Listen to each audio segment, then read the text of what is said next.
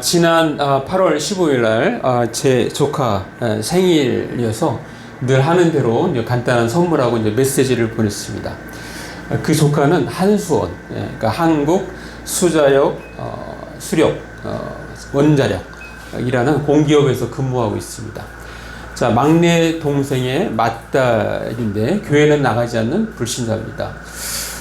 직장을 이렇게 구하려고 노력할 때부터 제가 늘 기도를 해왔습니다. 그리고 전 합격할 때도 그 하나님이 너에게 그런 기회를 주셨다, 그런 얘기를 했던 적도 있습니다. 제가 전 그 조카한테 메시지를 보냈는데 이렇게 썼습니다. 넌 이미 하나님의 은혜 가운데 살고 있다는 것을 기억하렴, 이렇게 적었어요. 자, 그랬더니 답장이 왔습니다. 챙겨 주셔서 감사합니다. 저를 위해 기도해 주시고 보살펴 주셔서 항상 감사한 마음이에요. 덕분에 취업도 잘하고 사랑받으며 살아가고 있는 것 같아요. 비교적 가까운 거리에 계시니까 시간 되실 때 한번 뵈었으면 좋겠습니다. 감사합니다. 라고 그렇게 답장이 왔습니다. 자, 그렇습니다. 자, 우리가 믿는 사람이든 믿지 않는 사람이든 우리는 하나님의 은혜 가운데 살고 있습니다. 단지 그것을 아는 사람과 그것을 전혀 알지 못하는 사람인 것입니다. 자, 오늘 본문은 가뭄을 피해 모압 땅으로 이주한 한 가족이 남편이 죽고 또 결혼한 두 아들이 죽고 끝까지 시어머니와 함께 하겠다고 한 며느리 룻, 그리고 시어머니 나오미가 자신의 고향 땅 유다 베들레헴 지역으로 돌아와서 이제 먹는 문제를 해결하기 위해서 룻이 시어머니에게 어머님, 저 나가서 제가 이렇게 좀 활동 좀 하고 오겠습니다. 곡식이라도 이렇게 좀 찾아오겠습니다. 라고 이렇게 허락받고 나가는 것부터가 오늘 본문의 시작이고요. 갔다 와서 아주 배불리 먹고 곡식을 이렇게 많이 가져오는 그러한 모습이 오늘 본문의 내용입니다. 자, 룻기는 시대적인 배경이 사사시대입니다. 사사시대. 자, 사사시대의 특징을 한 문장으로 정리하면 이렇습니다. 백성들이 하나님을 왕으로 모시는 것을 거부하고 각기 자기 소견에 옳은 대로 행하였더라. 이것이 이제 한 문장으로 정리할 수 있는 것입니다. 자, 그 결과 어떻습니까? 이스라엘 백성들의 배교가 끊임없이 일어납니다. 또한 사사시대는 하나님과의 언약에 대한 무지와 범죄 등으로 점철된 시대가 되었습니다. 따라서 이 올바른 신앙인을 찾아보기가 매우 힘든 때였습니다. 자, 그렇지만 한편으로 사사시대의 그 전반적인 상황은 어두웠지만 그러나 곳곳에 신실한 신앙인, 개인적으로 하나님 앞에 신앙생활하는 그 신앙인은 존재했던 것입니다. 자, 특별히 이방 여인 룻의 이야기, 바로 이 이야기를 통하여 기존 백성들에게 신실한 또 신선한 도전을 주면서 하나님께서 한 개인을 지목하시고 그녀를 인도하심으로써 바로 그녀가 다윗의 자손의 선배로서 조상으로서 되어가는 과정을 이렇게 잘 보여주고 있습니다. 자, 오늘 본문에 나타나는 하나님, 그 하나님은 은혜의 하나님입니다. 은혜의 하나님. 자, 우리가 믿는 하나님은 은혜의 하나님이신 것입니다. 그래서 오늘 본문 룻기 2장 1절부터 17절을 근거로 해서 하나님의 은혜가 어떻게 나타나는지 세 가지로 정리해서 말씀드리겠습니다. 첫 번째는 일상의 은혜입니다. 일상의 은혜. 자, 우리의 말씀 룻기 2장 3절 말씀 한번 보겠습니다. 자, 우리 한번 같이 읽어볼까요? 시작. 룻이 가서 베는 자를 따라 밭에서 이삭을 주는데 우연히 엘리멜렉의 친족 보아스에게 속한 밭에 이르렀더라. 자, 우연히 나가는데 우연히 보아스의 밭에 간 거예요. 보아스는 바로 룻의 시아버지와 가까운 친척 관계입니다. 자, 그리고 또 어떻게 했습니까? 4절에 자, 같이 있습니다. 시작. 마침 보아스가 베들레헴에서부터 와서 베는 자들에게 이르되 여호와께서 너희와 함께 하시기를 원하노라 하니. 자, 그들이 대답하되 여호와께 당신에게 복 주기를 원하나이다 하니라. 자, 우연히 그렇게 보아스 밭에 갔는데 그때 때마침 보아스가 이 출타장이었는데 그것을 돌아와서 그 상황들을 보는 거예요. 밭에 와서 이때 당시에 이제 인사가 이런 인사예요. 아주 오늘 2장 4절에 말씀하는 것처럼 여호와께서 너희와 함께 하시기를 원하노라. 그러면 또 일하는 사람들이 보아스에게 여호와께서 당신에게 복 주기를 원합니다 라고 인사를 하는 거예요. 자, 근데 그 자리에 누가 있어요? 바로 처음 보는 소녀 룻이 있는 거예요. 룻. 자, 이렇게 우연히 마침 일상적으로 나타난 어떤 하나님의 은혜가 있는데, 우리 큰아들이 결혼할 때도 그랬어요. 자, 큰아들이 신학교에 들어가는데, 신학대학원 들어갈 때 일단 수석으로 이렇게 입학을 했습니다. 자, 큰아들이 그런 상황에서 제가 이제 먼저 선배잖아요. 그러니까 선배로서 조언을 했어요. 야, 너가 이제 학교에 들어가면 헬라어하고 히브리어를 필수적으로 하는데 학점은 2학점이다. 근데 그걸 공부하려면 너무 시간을 많이 차지하니까 미리 방학 때 공부해라. 미리 학교 들어가기 전에 할 수 있으면 해라. 했는데 마침 계절학기가 있었어요. 계절학기는 이렇게 학기 중에 제대로 못하는 사람, 또 시간이 없어서 못하는 사람을 배려해서 하는 거거든요. 그냥 학교 들어가기 입학 전에 거길 간 거예요. 근데 거기에 이제 며느리가 1학년 다니다가 이제 학기 중 겨울 학기에 이렇게 계절학기로 들어온 겁니다. 거기서 만났는데, 그리고 나서 이제 아들이 본격적으로 이제 학교 생활을 해야 되잖아요. 그래서 아빠한테 묻습니다. 아빠, 이곳에서 이제 주일날 교회에 나가야 되는데 어떤 교회에 나갔으면 좋겠어요? 마치 태안이를 교회에 이렇게 정할 때 엄마가 많이 이렇게 애쓴 것처럼 저한테 이렇게 물어보는 거예요. 사실 안 먹고 자기가 할 수 있는 거잖아요. 그렇지만 물어봤어요. 그래서 제가 생각할 때, 야, 거기는 뭐 계속 다닐 것이 아니고 그냥 잠깐 학교 중에 갔다 오는 거니까 실용적인 교회에 나가라. 그래서 제가 좀 교회를 새누리교회, 그래서 새누리교회 그 목사는 안진선 목사인데 이분이 헬라어 교수인 거예요. 헬라어 교수. 그래서 이제 헬라어 교수 쪽으로 실용적으로 이렇게 안내를 했는데 거기에 이 청년부 새가족부의 팀장으로 며느리가 있는 거예요. 며느리가. 그래서 좀 환영을 하잖아요. 환영을. 그래서 자연스럽게 팀장과 팀원으로서 환영하는 가운데 만났고, 벌써 이 신대원의 수석 입학한 애가 거기 그쪽에 온다고 소문이 벌써 자자히 났어요. 그래서 바로 봤더니 바로 그 장본인이 바로 우리 이제 큰 아들이었던 것 같아요. 그래서 같이 이제 자연스럽게 알게 됐고, 거기다가 며느리는 피아니스트였는데 아들이 어떻게 하다가 그 기타 치면서 찬양 부를 어떤 때가 있었어요. 그때 찬양을 또 은혜스럽게 부니까 서로 이게 음악적으로 또 맞잖아요, 코드가. 그래서 그때부터 본격적으로 사귀게 됐고 결혼하게 되는데, 하나님께서 맺으신 사람이라 확실히 잘 살고 있습니다. 자, 하나님의 이 눈에 보이지 않는 손길로 은혜를 베푸시는 것입니다. 자, 우연이 아니라 한치의 어긋남 없는 하나님의 연출이었습니다. 자, 운이 좋았어 라고 말하는 그 지점에 바로 하나님의 손길이 있는 것입니다. 자, 어쩌다 보니 그렇게 된 것이 아니라 그렇게 될 수밖에 없었던 하나님의 은혜와 섭리가 있었던 것입니다. 자, 우리 영석이도 수술 굉장히 어렵게 힘들게 얘기했었는데 그 일본의 의사와 소개받아왔고 세브란스 거기 가서 아주 너무 정말 정확하게 그렇게 수술을 잘 받게 돼서 이렇게 여기 이렇게 건강하게 앉아 있지 않습니까? 예. 이게 하나님의 모든 섭리 가운데 있다는 것이죠. 이것이 하나님의 은혜인 것입니다. 자, 그러면 우리는 누구 혹은 무엇을 마주하든 우연히 혹은 공고롭게가 아니라 하나님이 때마침 만나게 하신 사람과 사건이라 여기며 살아가야 하는 것입니다. 자, 우리가 믿는 하나님, 은혜의 하나님입니다. 오늘 본문에서 우리가 또 캐치할 수 있는 두 번째 하나님의 은혜는 바로 구원의 은혜입니다. 구원의 은혜.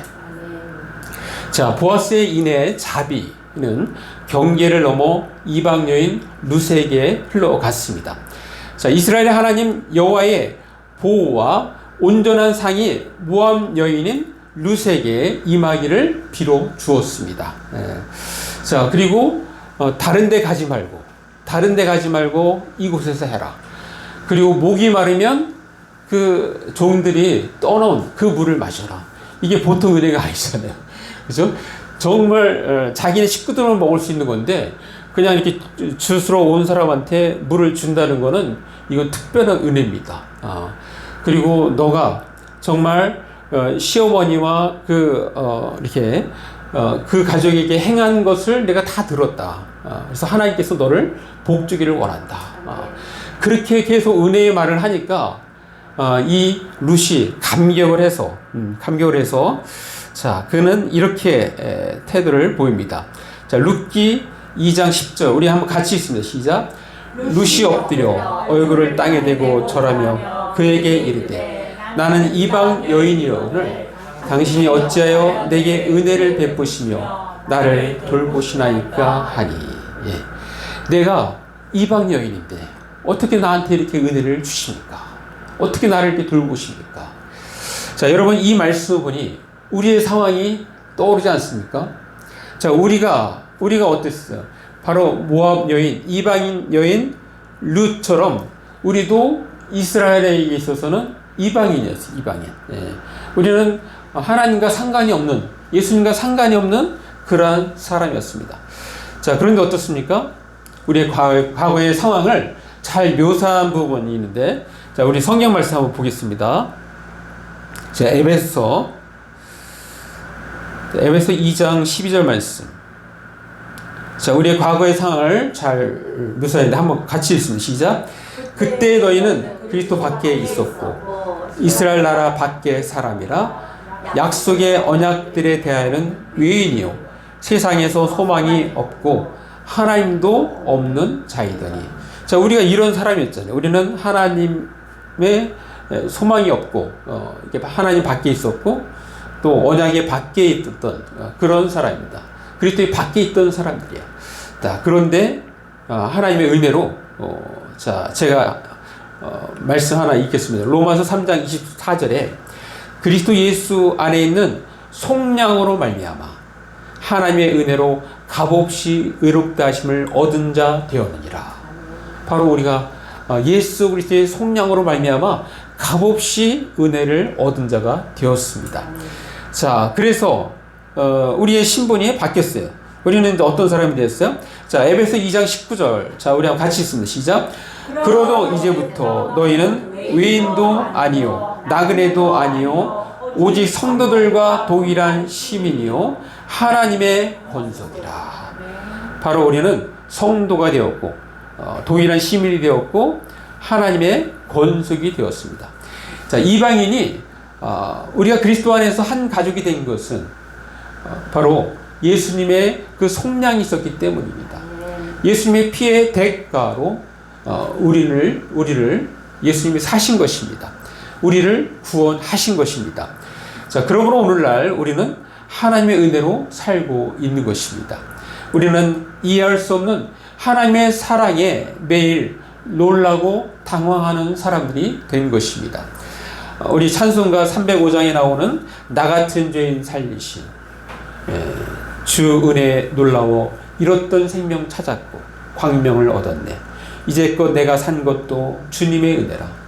또 나를 장차 본향에 인도해 주시리. 거기서 우리 영원히 주님의 은혜로 해처럼 밝게 살면서 주 찬양하리라. 이러한 찬양에 우리는 감탄하는 사람, 바로 참 그리스도인이 된 것입니다. 자, 우리가 믿는 하나님, 은혜의 하나님입니다. 오늘 본문을 근거로 해서 하나님의 은혜 세 번째, 마지막 세 번째는 하나님은 우리에게 풍족한 은혜를 주시는 분이십니다. 풍족한 은혜. 자, 하나님의 은혜의 속성은 풍성함에 있습니다. 풍성함. 자, 진정한 은혜는 동등한 관계에서 함께 하는 것입니다. 자, 경계를 지우고 차별을 없애면서 예. 저 보아스가 어떻게 했습니까? 준비한 식탁에 가난한 자도 여자도 이방인도 똑같이 인간적인 대우를 받으면서 식사를 하게 합니다. 와서 빵을 먹게 하고 같이 함께 합니다. 내게 있는 것을 주는 것을 넘어 다른 존재를 내가 있는 곳으로 초대하는 것이야말로 은혜인 것입니다. 자, 보아스는 룻이 배불리 먹고 충분히 가져가도록 했습니다. 자, 우리 그 상황을 한번 보겠습니다. 룻기 2장 자, 14절 말씀. 자, 우리 한번 같이 읽습니다. 시작. 식사할 때 보아스가 룻에게 이르되 이리로 와서 떡을 먹으며 내 떡 조각을 초에 찍으라 하므로 룻이 곡식 베는 자 곁에 앉으니 그가 볶은 곡식을 주매 룻이 배불리 먹고 남았더라. 자, 이 룻을 생각할 때 이게 배불리 먹은 적이 과연 언제 있었을까? 저 모압 지역에 가뭄을 피해서 갔잖아요. 그런데 그 지역에서도 뭐 결국 시아버지도 죽고 자기 남편도 죽고 이렇게 다 죽는 상황에서 그리고 다시 돌아온 상황에서 언제 배불리 먹은 적이 있었을까? 그런데 이때 배불리 먹었다. 배불리. 하나님을 이렇게 초청해서 풍성함을 우리에게 주시는 것입니다. 자, 보아스는 이 곡식을 거둘 때 가난한 사람, 거류민을 위해서 원래 하나님께 주셨던 율법이 있습니다. 율법. 그 율법대로 행한 거예요. 율법. 자, 그 율법 한번 잠깐 우리 한번 보겠습니다.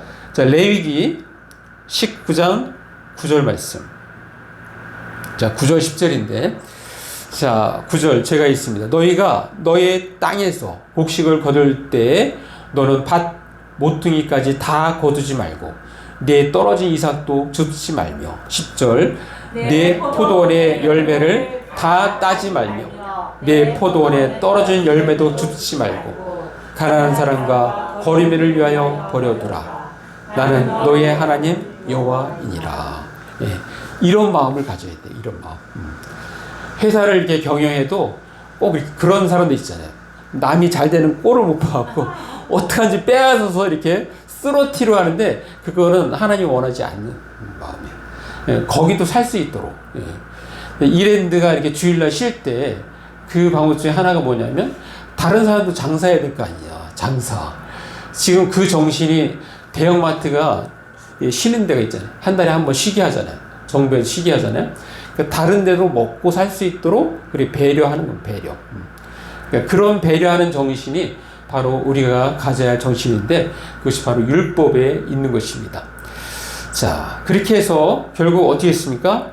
룻은 배불리 먹고 그리고 그는 그 배려로 보아스의 배려로 아주 풍성하게 가져갑니다. 자, 우리 룻기 2장 17절 자, 같이 읽습니다. 시작. 룻이 밭에서 저녁까지 줍고 그 주운 것을 떠니 보리가 한 에바쯤 되니라. 예. 슬슬 이렇게 줍는 것만 있는 게 아니라 이렇게 막 베는 사람들이 떨어뜨리니까 이렇게 되는 거잖아요. 여기서 한 에바쯤, 에바라는 거는 22리터 정도 되는 거고 양으로 따지면 두 사람이 시어머니하고 한 일주일을 이렇게 충분히 먹을 수 있는 그런 양입니다. 자, 오늘도 마찬가지입니다. 하나님께서 우리에게 주시는 은혜는 풍족한 은혜입니다.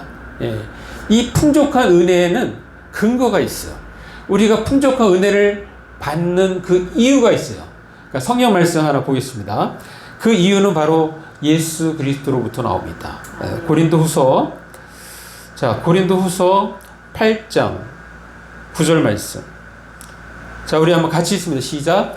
우리 주 예수 그리스도의 은혜를 너희가 알거니와 부유하신 이로써 너희를 위하여 가난하게 되심은 그의 가난함으로 말미암아 너희를 부유하게 하려 하심이라.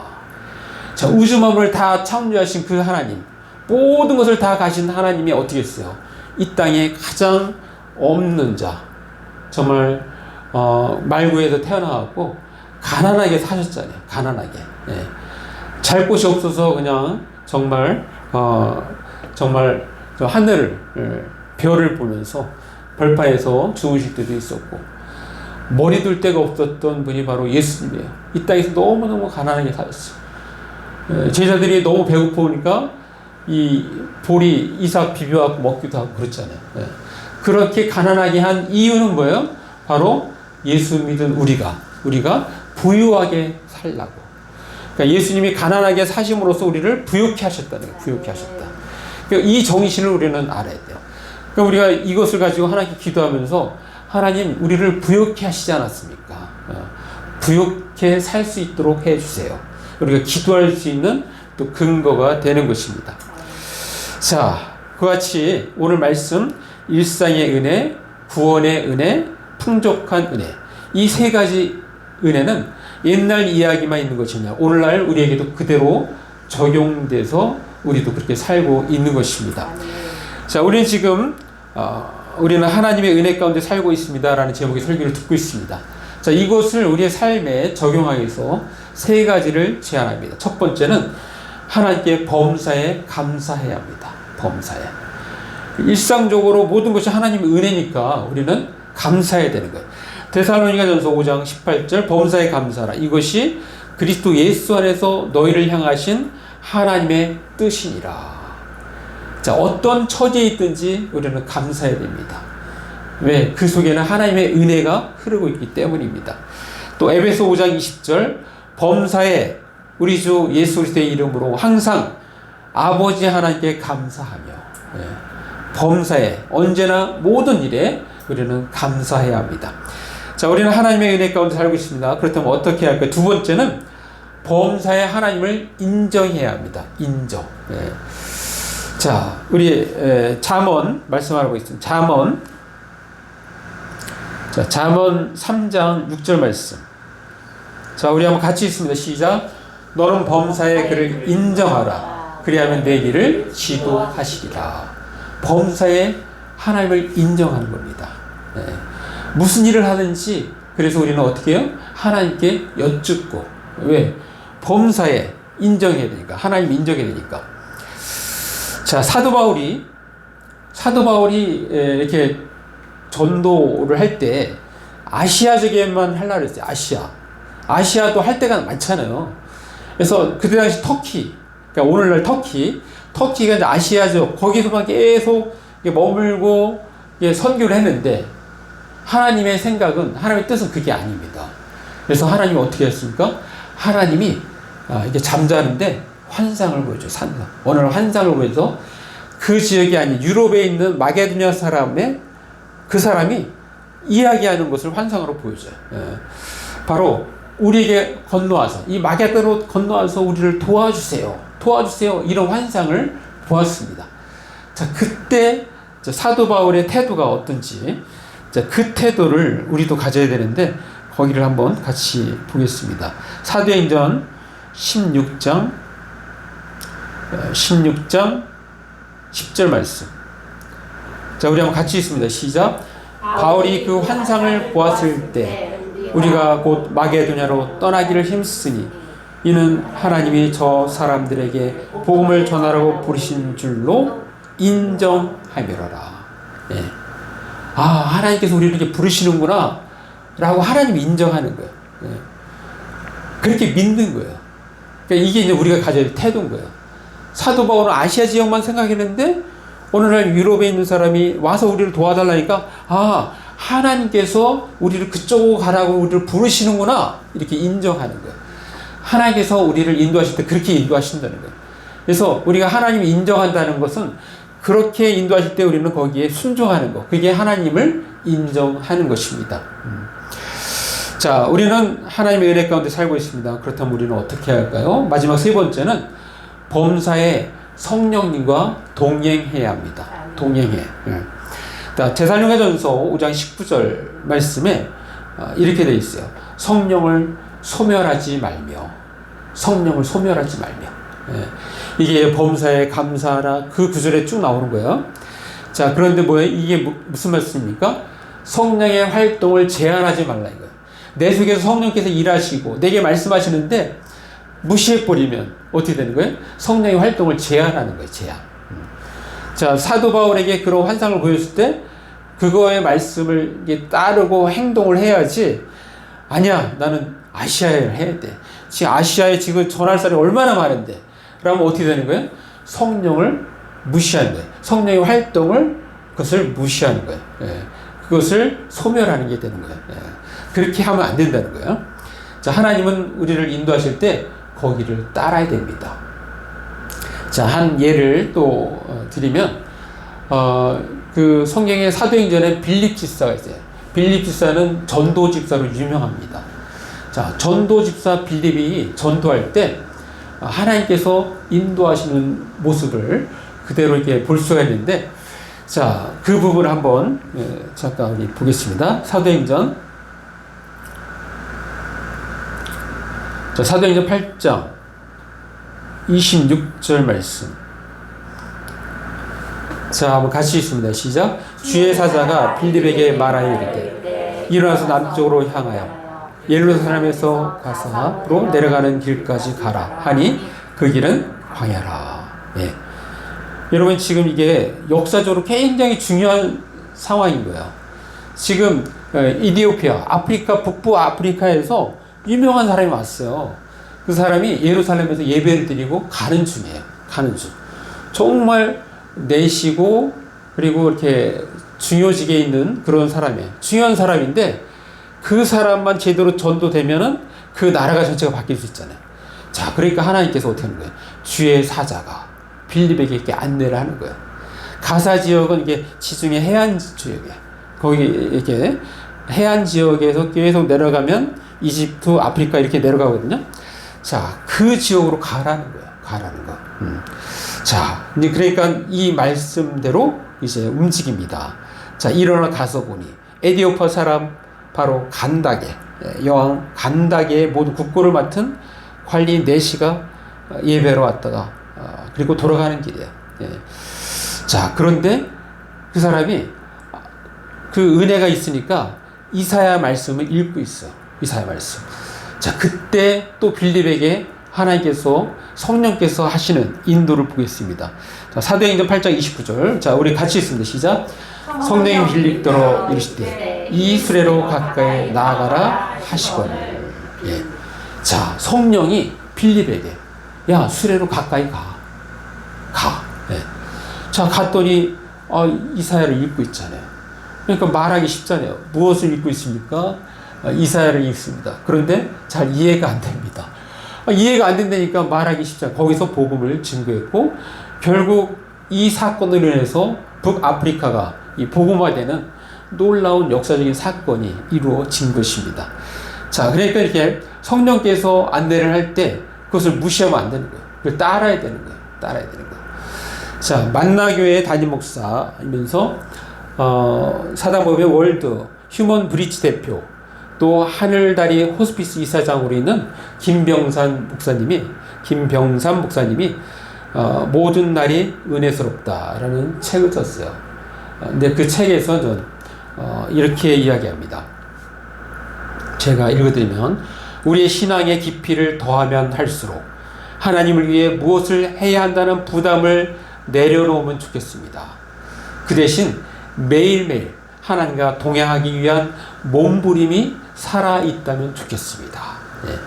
우리가 무엇인가 막 주의 일을 하려고 막 힘쓰는 거, 그런 것도 좋지만, 그러면 더 중요한 것은 어떻게든지 하나님과 동행하려고 애쓰는 것, 그게 더 중요하다라고 그렇게 어필하고 있는 것입니다. 또 이렇게 말합니다. 누군가와 동행을 시작하는 것은 그리 어려운 일이 아닙니다. 하지만 그 사람과 계속 동행하는 것은 쉽지 않습니다. 계속해서 동행하려면 그 사람에 대하여 많이 알아야 합니다. 좋아하는 것, 싫어하는 것이 무엇인지 말이죠. 네. 자, 우리가 동행하기로 이렇게 결심했어요. 결심하는 건 쉬운데, 그러나 계속 동행하기는 쉽지 않다는 거예요. 계속 동행하려면 그 동행하려고 하는 그 대상을 잘 알아야 되는 거예요. 우리가 하나님을 잘 알아야 되는 거예요. 하나님 무엇을 좋아하고 무엇을 싫어하는지 이걸 잘 알아야 우리가 그분과 계속 동행할 수 있다는 거예요. 그분이 싫어하는 건 안 하고 그분이 좋아하는 걸 하면서, 그러니까 기쁨 가운데 우리는 동행하는 삶을 살 수 있는 것입니다. 자, 여러분, 우리가 살아가면서 마지막으로 우리가 이렇게 하나님 은혜 가운데 살고 있지만, 그러나 보면 되게 힘들 때 있잖아요. 막 좌절하고 싶을, 막 절망 가운데 있을 때가 있잖아요. 자, 그럴 때 우리는 이렇게 해야 돼요. 자, 이것도 이제 이 책에서 안내하는 건데 제가 한번 읽어드릴게요. 아무것도 생각나지 않고, 아무것도 하기 싫고, 더 이상 가슴에 뜨거움이 남아있지 않을 때는 당신이 힘을 낼 때가 아니라 하나님의 은혜를 구하며 채워져야 할 때입니다. 사랑을 받아야 하는 때입니다. 여러분, 그럴 때는 하나님의 은혜가 강력하게 임하기를 우리는 구해야 돼요. 하나님의 사랑이 임하기를 우리는 구해야 돼요. 영적으로 힘을 얻어야 그 다음에 무엇을 할 수 있지 않습니까? 그래서 그때는 우리가 하나님의 은혜를 구하고 하나님의 사랑을 더 적극적으로 구해야 하는 것입니다. 마무리합니다. 우리는 의식하든 의식하지 않든 하나님의 은혜 가운데 살고 있다는 것을 잊지 말아야 합니다. 그 은혜는 일상적인 은혜, 구원의 은혜, 풍족한 은혜입니다. 자, 이러한 하나님의 은혜 가운데 살아가는 우리가 하나님을 향하여 가져야 할 태도가 있는데, 바로 먼저는 하나님께 감사, 범사에 감사해야 합니다. 또 둘째는 범사에 하나님을 인정해야 합니다. 그리고 셋째는 범사에 하나님과 동행해야 합니다. 자, 이러한 태도를 가질 때 우리는 일상생활에서 보다 실제적이고 역동적인 신앙생활을 해나갈 수 있습니다. 우리 모두 하나님의 은혜에 대하여 하나님께 범사에 감사하고 범사에 하나님이 인정하며 범사에 성령님과 동행하는 저와 여러분 되시기를 간절히 바랍니다. 예, 자, 말씀 생각하시면 잠깐 우리 1, 2분 기도로 나가겠습니다. 기도하시겠습니다. 아버지 하나님 감사합니다. 오늘도 우리에게 말씀 주신 감사합니다. 그렇습니다. 아버지 하나님, 우리는 이 땅에 하나님의 은혜 가운데 살고 있습니다. 아버지, 그래서 우리는 하나님 범사에 하나님께 감사하고 범사에 하나님이 인정하고 범사에 성령과 동행하는 저희들의 삶이 될 수 있도록 하나님 도와주옵소서. 그래서 우리의 삶의 현장에서 역동적으로 신앙생활을 하는 저희들 모두